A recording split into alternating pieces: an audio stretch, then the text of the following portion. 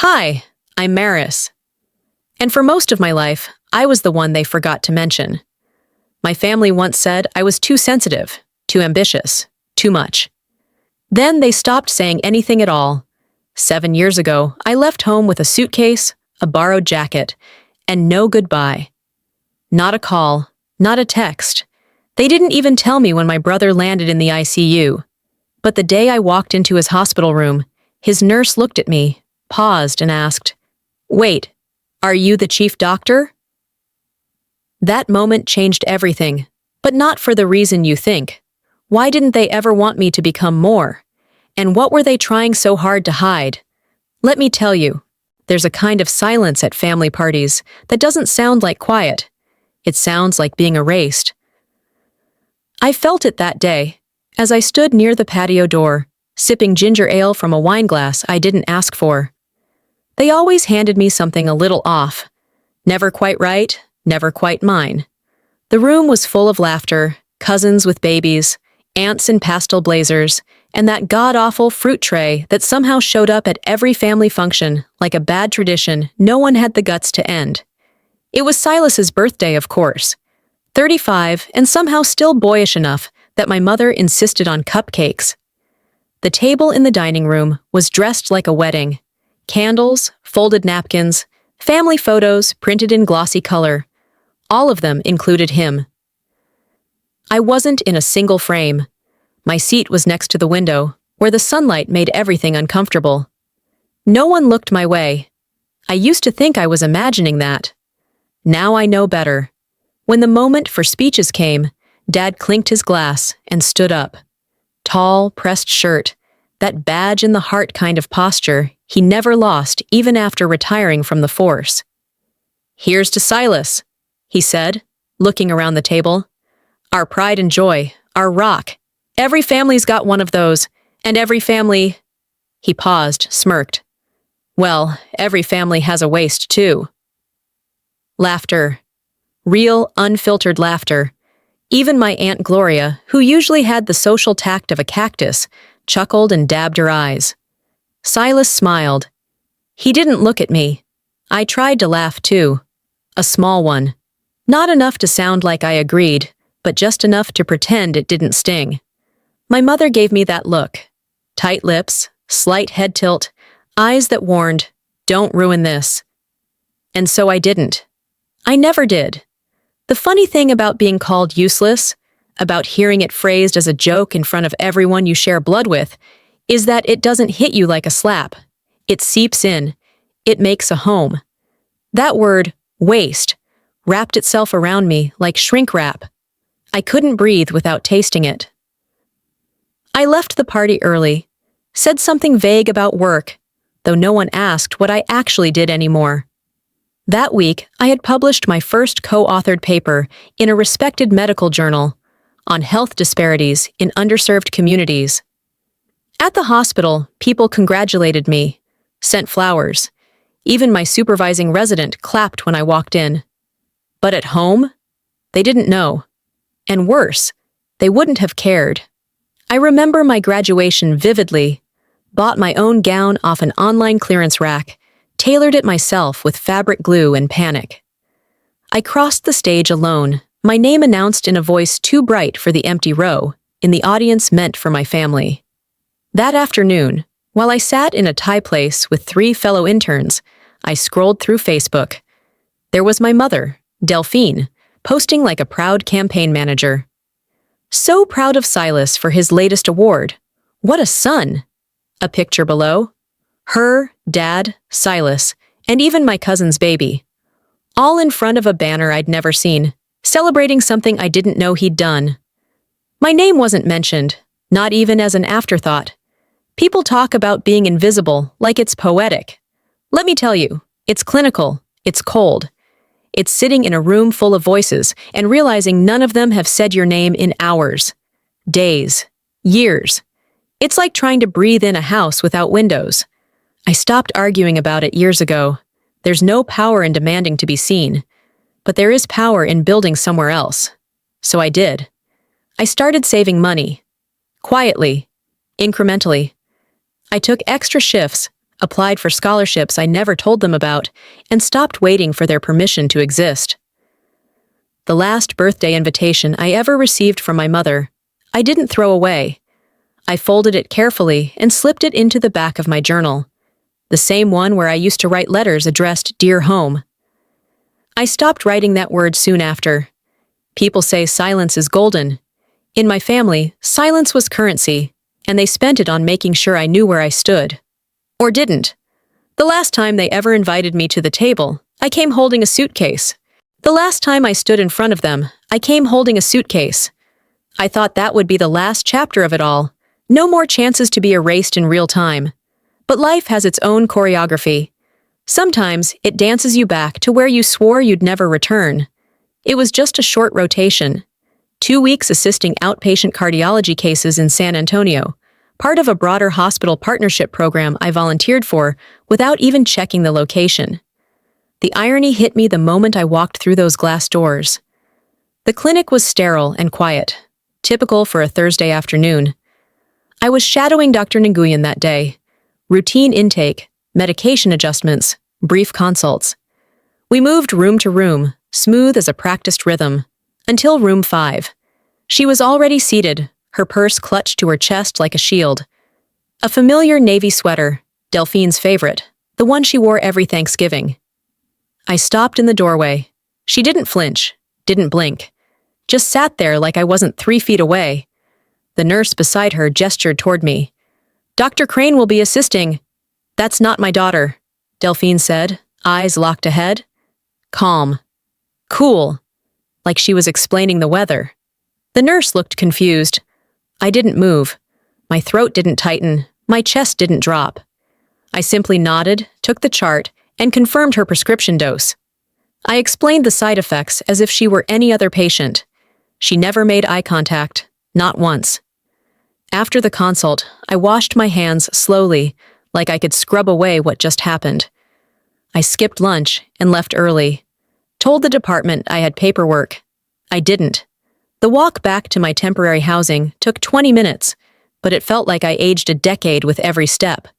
Cars passed, music floated from a taco truck. A boy kicked a soccer ball into a fence. The world didn't stop because she erased me. Again.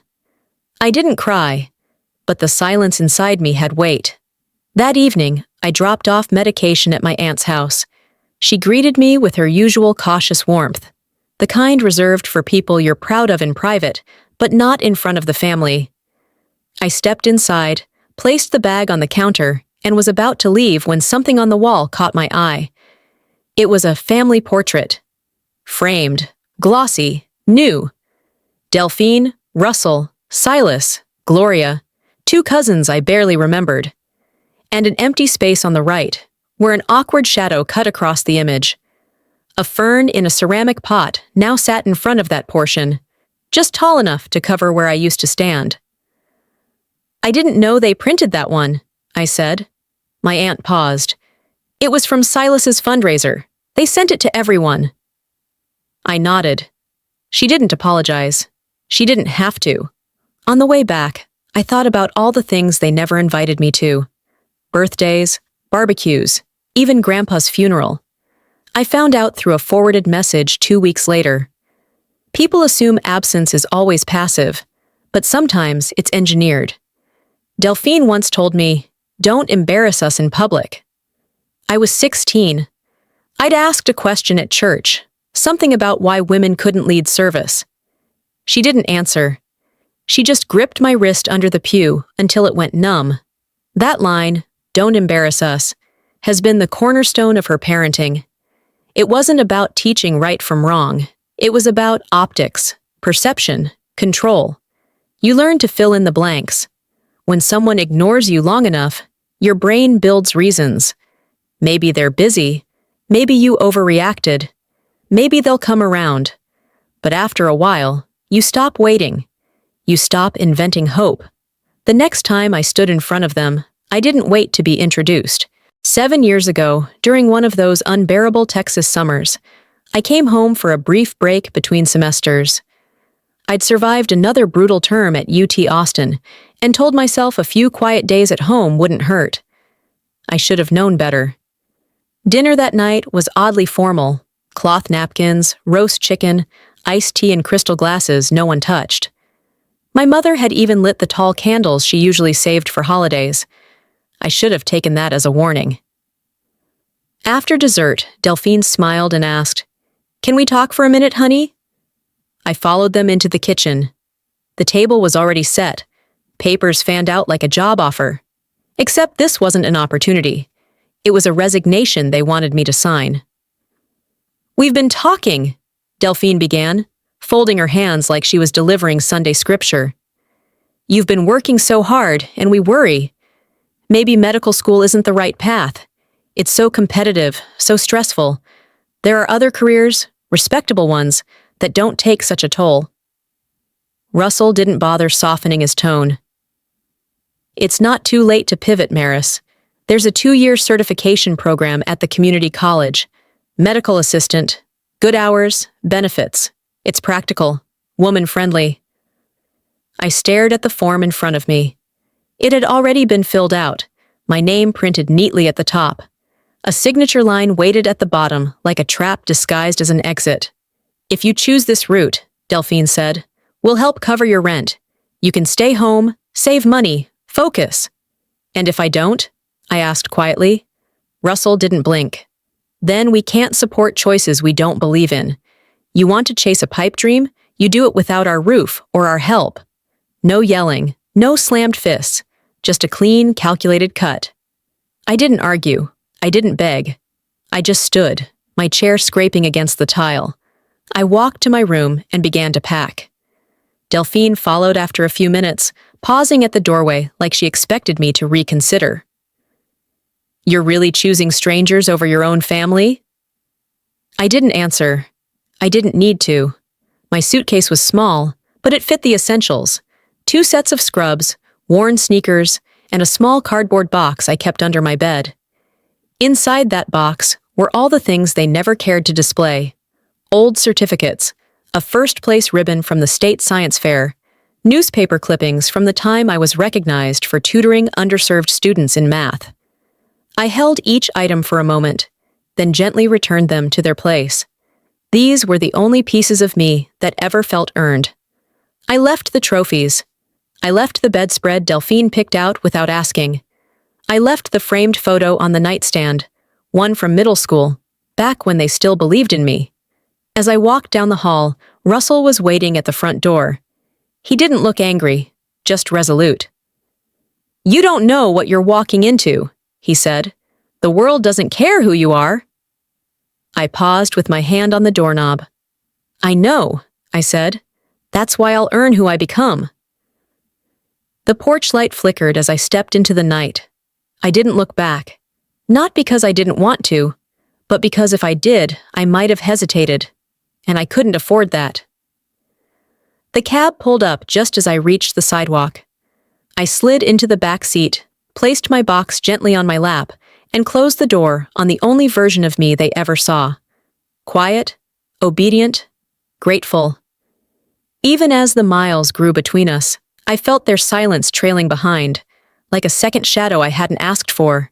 They treated it like a phase, like a messy haircut or a poor dating choice I'd outgrow if they just kept the furniture in place and waited long enough.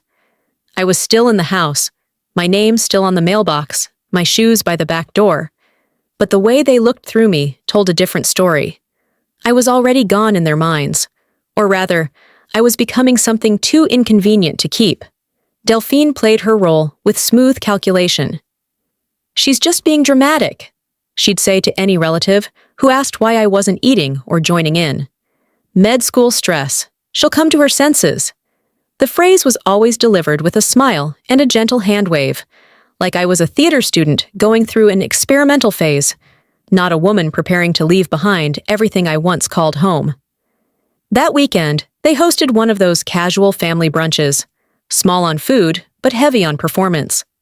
Folding chairs on the patio, lukewarm coffee, fruit salad nobody touched.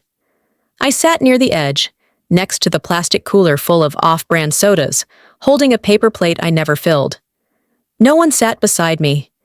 It was by design. Silas stood up halfway through and tapped his glass with a fork. "Here's to real work," he said, lifting his mimosa. "Not everyone's built for it. Some people just love the struggle, I guess." Everyone laughed. Russell snorted. Delphine reached across the table and touched Silas's hand proudly. Not one person turned to look at me, but I felt every glance they didn't give. I didn't respond. I didn't even blink. I just stared at the condensation dripping down my cup until the plastic softened from the heat. Later that day, Delphine cornered me by the kitchen sink as I rinsed my plate, though I hadn't eaten a thing. "Well," she said, like we were finishing a casual chat about recipes, "if you go through with this, don't expect us to be here waiting when it all comes crashing down." Russell appeared a few moments later and handed me a manila envelope. "We did some research," he said, "just in case this med school thing doesn't work out." Inside were pamphlets for dental hygienist programs, trade schools, and office administration certificates. He patted my shoulder like he was doing me a favor. Nobody offered me a ride to the bus station. I didn't ask. The morning I left, I stood at the curb with my suitcase and a borrowed duffel bag. The sky was the kind of pale gray that makes everything look too sharp. As I waited for the bus, I thought about how even departure can feel uneventful when everyone assumes you'll be back. But I had no plans to return. Months later, after I'd finished my first year, I remembered the graduation I never got to share. My program didn't have a cap and gown ceremony for year-end benchmarks, so I made one. I printed a card, hand-decorated it with metallic markers from the dollar store, and mailed it to myself. I still keep it. On the inside, I wrote, "To the girl who refused to shrink." There was no applause, no bouquet of roses, no smiling parent behind a camera. But it was mine. I learned something in that silence. How to make a ceremony out of survival. How to turn absence into architecture. Delphine once told me that silence keeps peace. But that's not what it did in our house. In our house, silence suffocated anything that didn't fit. You weren't allowed to name your pain unless it made them look good. So I stopped trying to be heard. I chose instead to be undeniable. I wrote in my journal that night, one of the last entries before I had to sell the leather-bound notebook to afford groceries. "If they never hear me, I'll make the world listen." It wasn't anger I carried when I left. It was clarity. And so, with no send-off, I disappeared. Until life forced me to reappear. The Greyhound station smelled like old coffee, bleach, and resignation. I stood near the vending machines, clutching my suitcase and backpack tighter than necessary, pretending to be more confident than I felt.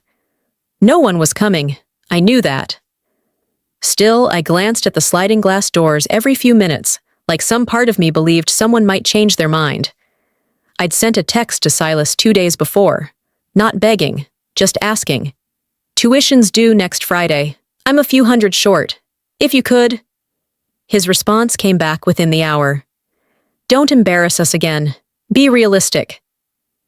I didn't reply. I didn't cry. I just stared at the message until the words blurred, then hit delete.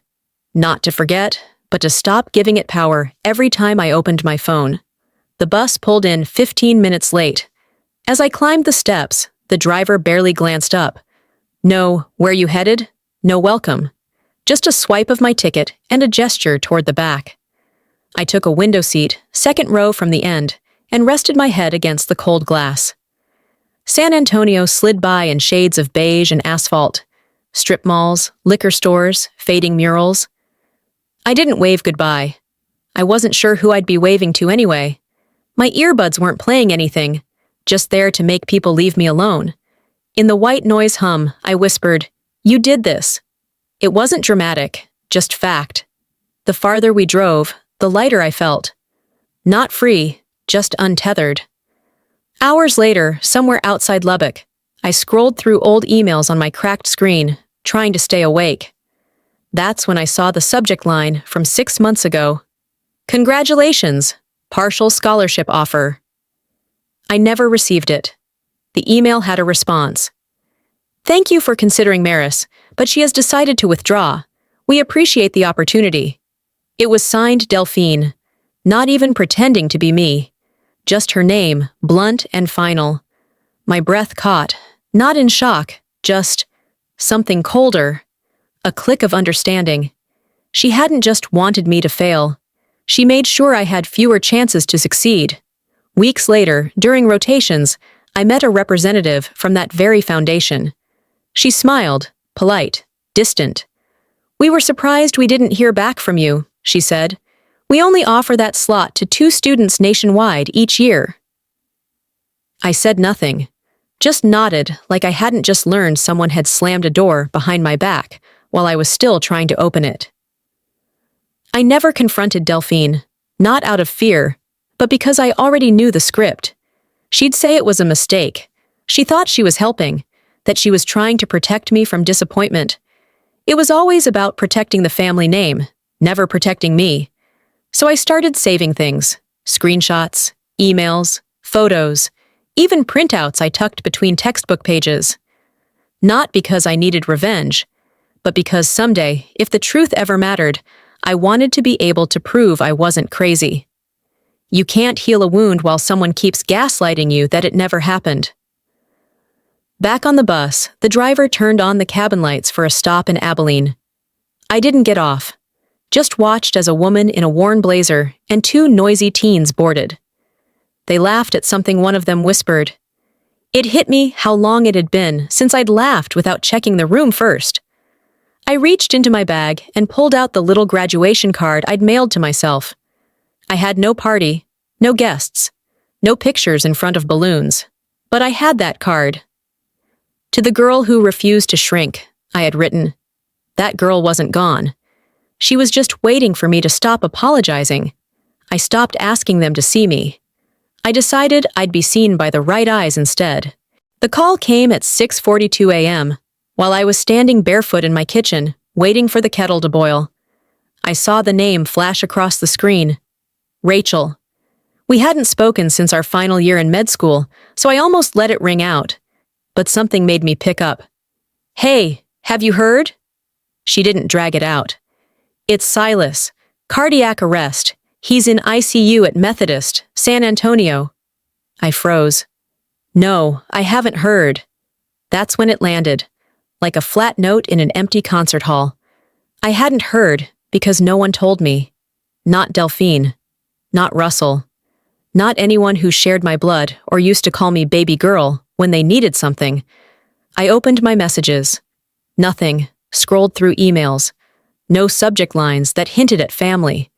The only new thing from Delphine in months had been a forwarded chain about kidney beans curing migraines. Russell? Just silence. Predictable, solid silence. I called the hospital to confirm. The nurse on duty was polite but guarded. Yes, Silas Brawley was admitted. Yes, he was stable but under observation. No, only immediate family was allowed in at the moment. I thanked her and hung up. I booked the first flight out, took 1 bag, scribbled a sticky note for one of my residents. Emergency travel, call Dr. Chen if anything urgent. I didn't tell anyone else. No long goodbye. Just grabbed my phone, my laptop, and a scarf that still smelled like eucalyptus from last winter. On the plane, I stared out the window for so long that my eyes stopped registering the clouds. I wasn't thinking about Silas. Not really. I was thinking about the last time I left San Antonio and how I never expected to come back with a name people respected. And yet, here I was, no longer someone trying to prove herself, but someone who had. During my layover in Denver, I pulled out my wallet. Not for cash, but for something I hadn't looked at in a while. It was a folded printout, creased and fading. "Maris, I believe in who you are, not where you came from. You belong in this field. Keep going." Dr. Lucienne Maris, my first clinical supervisor. The only one who ever pulled me aside and said, "You're not loud, but you don't need to be." That message had lived in my wallet for 6 years. I read it during every hard moment. Before exams, after failures, after family holidays that never included me. I refolded it, slid it back, and boarded my connection to San Antonio. When I stepped off the plane, the heat hit me like it always did. Immediate, personal. I rolled my bag behind me and walked straight past the crowd waiting at arrivals. No one held a sign with my name. No one hugged me like they were glad I came. I took a cab, said the address, and didn't flinch when the driver asked if I was visiting someone sick. I nodded. That was enough. As we passed my old high school, I looked out the window and barely recognized it. The school was the same. I wasn't. The hospital came into view slowly, like something rising from memory. I paid the fare, stepped onto the pavement, and stood still for a second, watching automatic doors open for people who weren't me. I had a badge in my purse that could get me into almost any medical wing in Seattle. But here, I was still the girl who got erased from her own family portrait. I didn't know if I'd go in, but fate didn't wait for me to knock this time. I entered the hospital through the East Wing, quietly, deliberately, like someone who didn't want to be seen until she had to be. The badge on my blazer marked me as a visiting consultant from out of state. The title underneath, Chief Physician, Seattle Region, wasn't bolded. It didn't need to be. The receptionist barely looked up when I asked for Silas Brawley's room. She typed something, nodded, and pointed toward a private suite on the 3rd floor. I thanked her and walked away before she could offer any kind of look. Pity, surprise, curiosity. I'd had enough of all of them.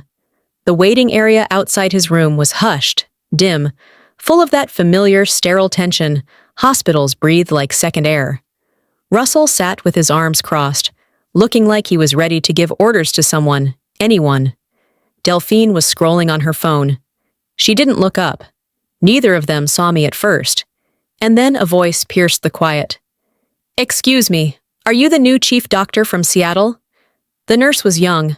Her tone was respectful, but loud enough to carry.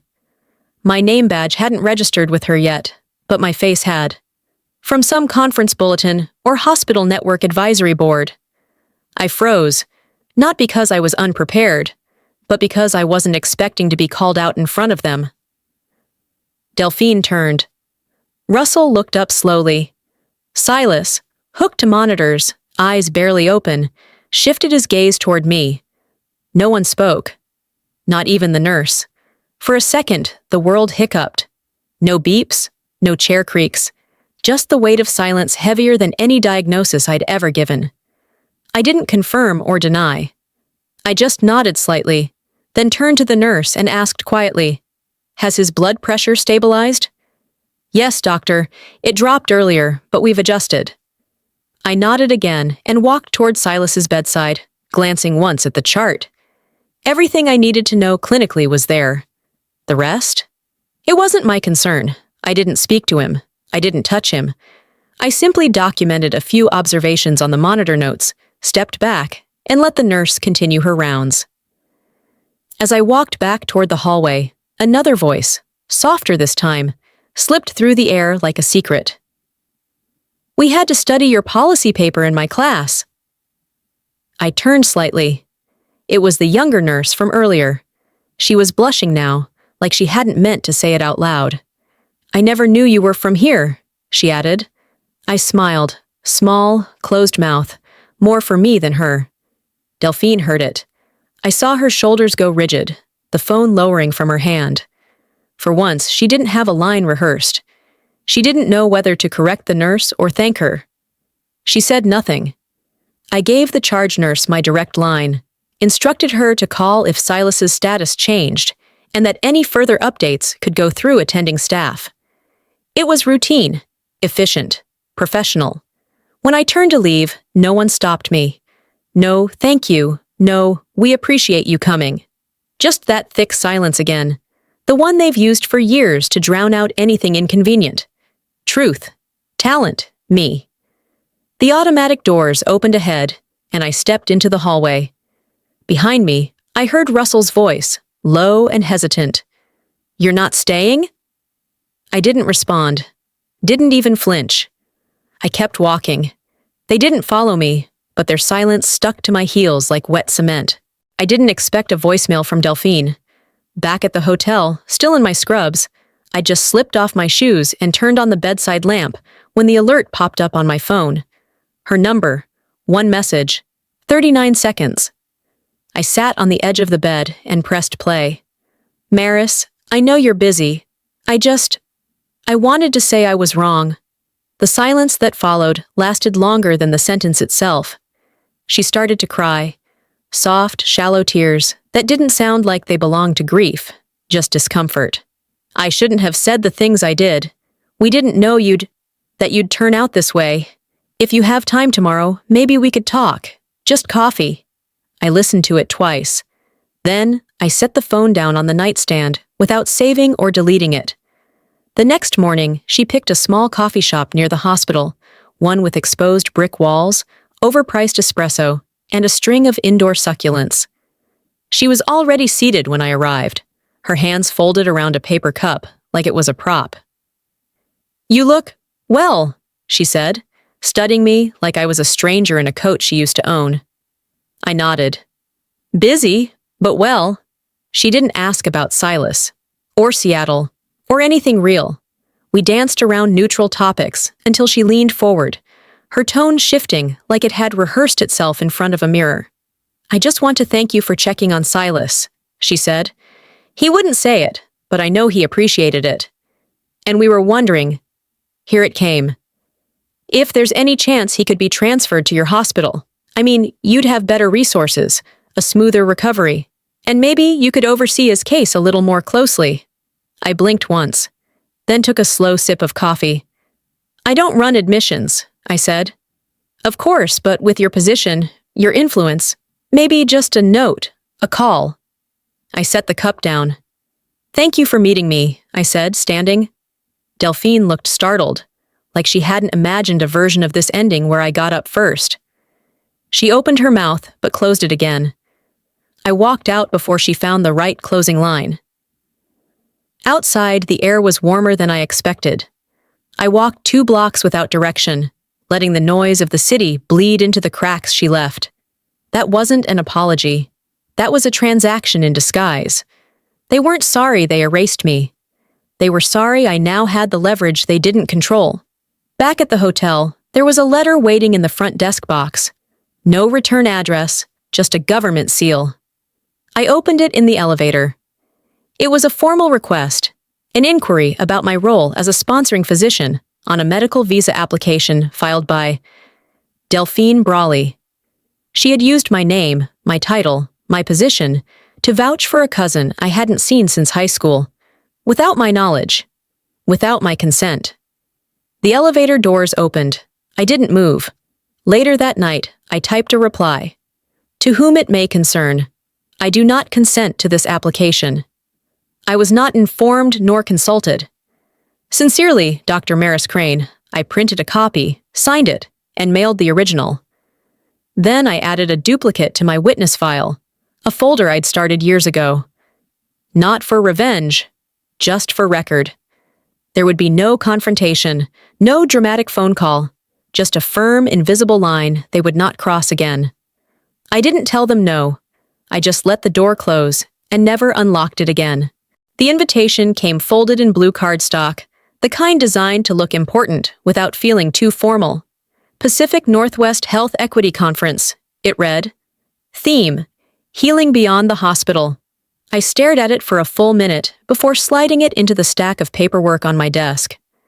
I hadn't done a conference in nearly a year, not because I wasn't invited, but because I wasn't interested in listening to people talk about systemic empathy while pretending they didn't know what harm looked like up close. Still, I said yes. Maybe it was timing. Maybe it was the silence that followed me home from San Antonio. Or maybe, deep down, I needed to say something out loud that wasn't just for me anymore. The room was packed, not stadium size, but enough to feel the weight of attention.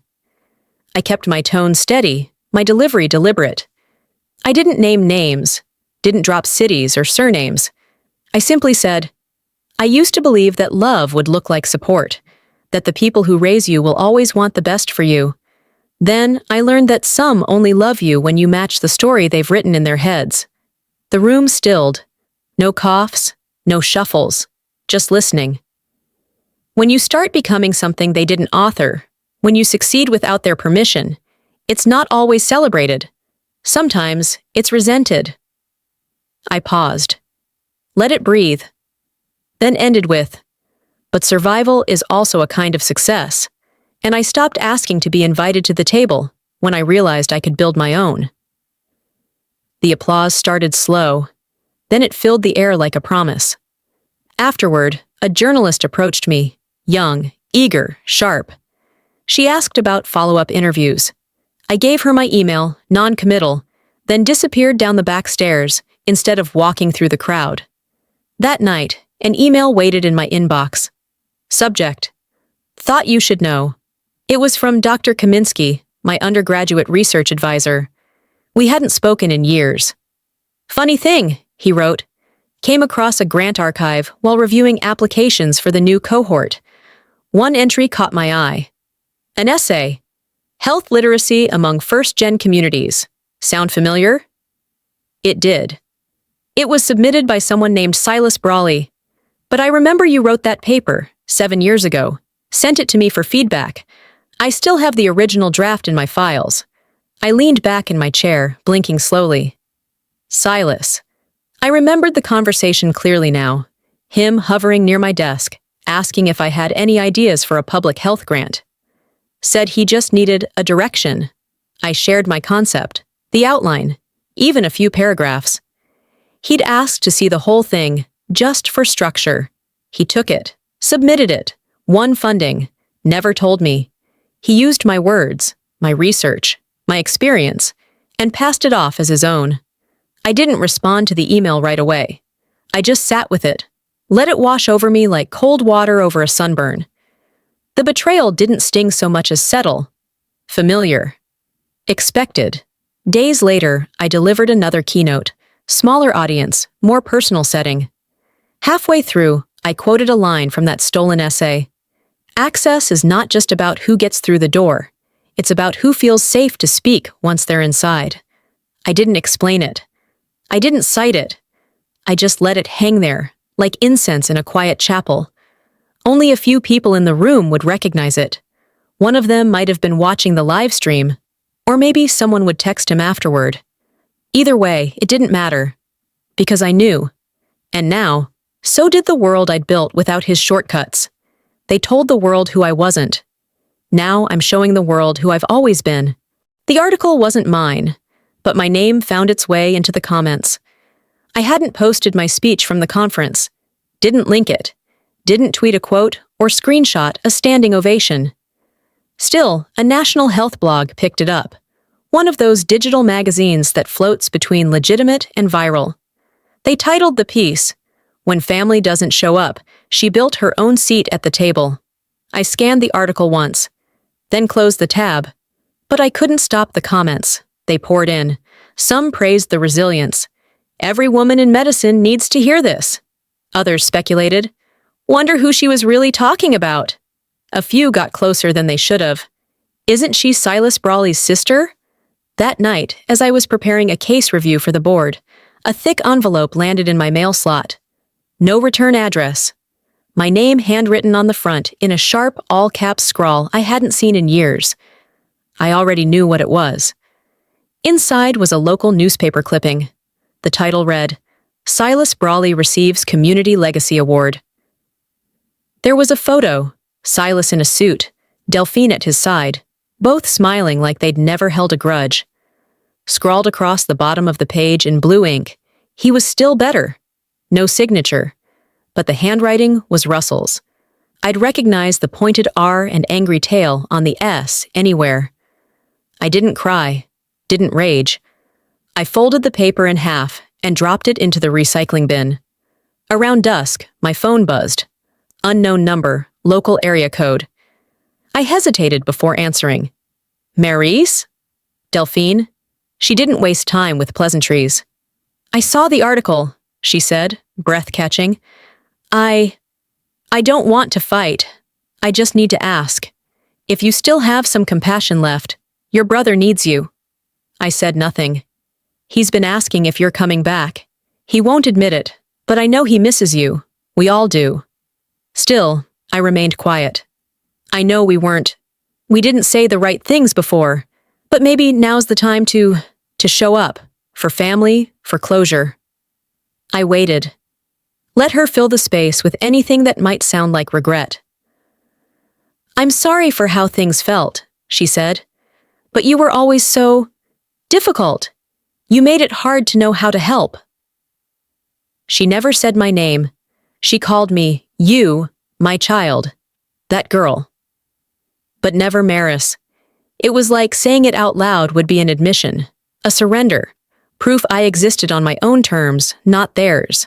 I listened to her breathe, counted the seconds between her sentences. She paused, waiting for a reply. There was none. Eventually, her voice cracked. Are you still there? I didn't hang up, but I didn't answer either. I just let her keep talking until the words turned to static in my mind. Then, gently, I placed the phone down on the kitchen counter, screen still lit. I grabbed my coat, stepped outside, and walked toward the park 3 blocks away. The sky was doing that soft orange fade it does in early fall, and the air smelled like pine and evening promises. I sat on a bench near the tennis courts, letting the city carry me. Kids laughed in the distance. A dog barked. Somewhere, a couple argued over dinner plans. It all sounded more honest than anything I'd heard from Delphine. Their silence had once crushed me, defined me, shaped the choices I made, the voice I muted. Now it was just background noise. Their silence taught me how to speak. The invitation came through a soft-spoken colleague who ran a monthly roundtable for women in medicine. It's small, she said, just a private dinner, real talk, no stage, no mics, just stories. After the article and everything that followed, I'd been ducking visibility. Too much applause made me itch. But this wasn't public, it was quiet, close. So I went. The restaurant was tucked into a converted craftsman house near Capitol Hill. Flickering candlelight, low ceilings, smells of roasted rosemary and old wood.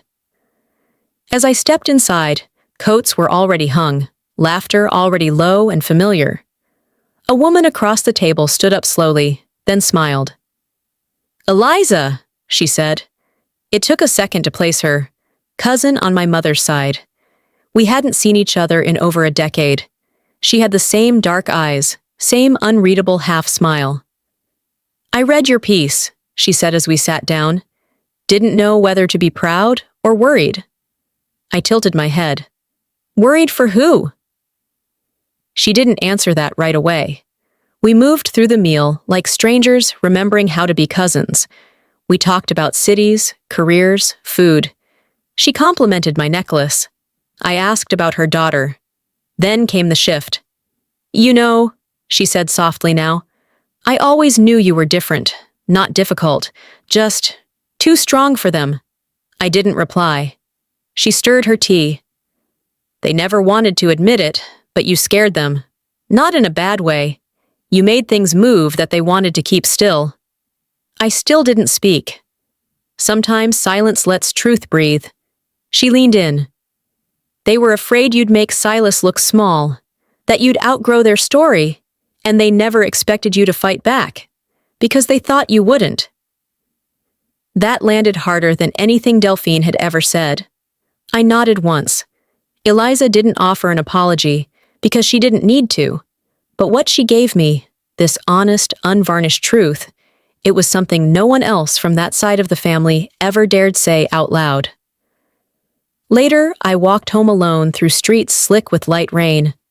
Eliza's words echoed against the rhythm of my boots. Too strong for them. I rolled the phrase over in my mind until it lost its edges. It wasn't an apology, but it was the closest thing to a confession I'd ever get. When I reached my apartment, I hung up my coat, brewed a small cup of chamomile, and sat on the edge of my bed where my old nameplate rested in a drawer. I hadn't looked at it in a while. Dr. Maris Crane Simple, Silver, the one I had custom-made the week I was promoted to chief. I ran my fingers over the engraving. My name had never sounded like music to them. But here, etched in steel, it didn't need their recognition to carry weight. They could avoid saying it forever. But someone did. Eliza did. And she meant it. I didn't need to rewrite my story. I just needed them to stop stealing the ending. The summit wasn't about me. That's what I liked most. I sat near the back, blending in with the noise of introductions and the soft rustle of paper programs.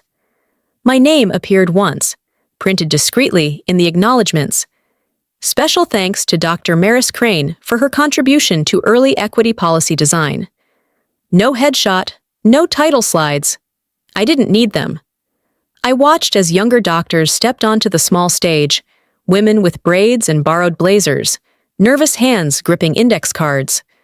I remembered that feeling, and I was glad to feel it only in memory now. They spoke of structural failures, invisible barriers, and personal scars. Each one stronger than the last. Each one building something I'd only dreamed was possible when I sat on the outside of tables like these. When my name was eventually called, not to speak, but to stand for recognition, I walked up with a calm that felt earned. I wore the coat. It wasn't the pristine white one I wore in hospital halls. It was the soft gray version I'd had custom-tailored years ago. Dr. C. Reyes, stitched in silver thread over the heart. I didn't change my name. I didn't erase the past, but I rebuilt what it meant. Someone snapped a photo. I shook my head gently when asked if I wanted a copy. This moment doesn't need to be captured, I said, just remembered. Later, as I made my way through the reception area, a young intern stopped me by the fruit platter. She looked maybe 24, wide-eyed, tentative. "I know this is strange," she said, holding her plate like a shield, "but I read your paper about family dynamics in healthcare. The one in Westline Review. It felt like you wrote my life." I smiled. Not a polite one, but something real. "Then keep writing yours," I told her. Louder than I did. She blinked, then nodded, like she'd tucked the sentence in her pocket for later. That night, after changing into an old sweatshirt and making a cup of tea that went cold before I drank it, I opened a notebook.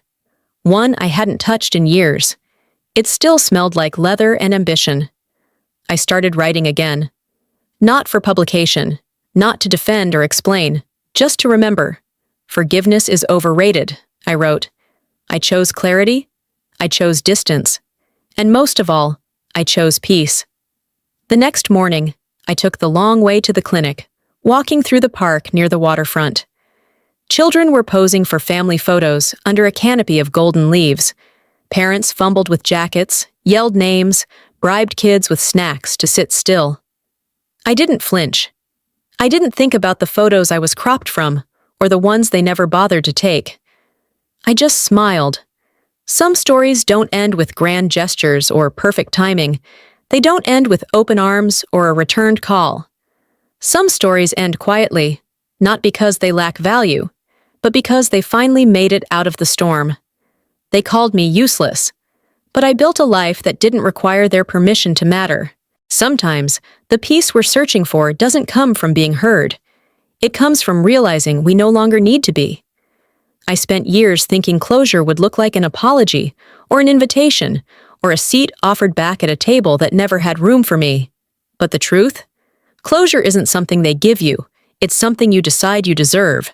If you've ever felt like the outsider in your own story, if you've ever been told you were too much or not enough, if your silence was mistaken for weakness, this is your reminder. You are not the problem. You were never the problem.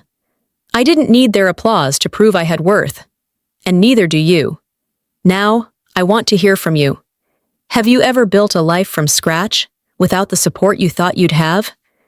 Did this story remind you of someone, or of yourself? Drop a comment with the number 1 if this hit home, or let me know where you're watching from.